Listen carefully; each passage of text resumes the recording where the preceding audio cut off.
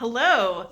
So, I think I found a new favorite mascara, but my old one is still my super, super favorite. So, I wanted to mention both of them because I get a lot of questions on this. These are just my eyelashes. This is just how I look. I don't want you to look too close. I did eyeliner for the first time in like a year, and so this side is like really messed up.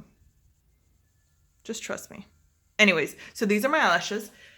And I swear by this mascara, it is Maybelline. See how you can't even tell anymore because I've used this so much. I always have one of these yellow tubes around. I swear by it. I just think it's super awesome.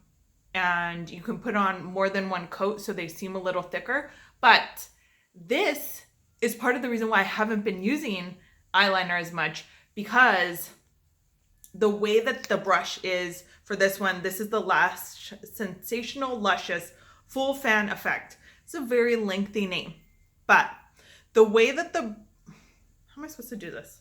How do people do this? The way that the brush is, it really gets very thick at the base of your lashes. So I think it makes it look more similar to kind of having very, very dark lashes, very thick lashes, or even if you get super close to your skin lash line, it can take the place of eyeliner because it gives it that very, very like dark effect close to your lash line.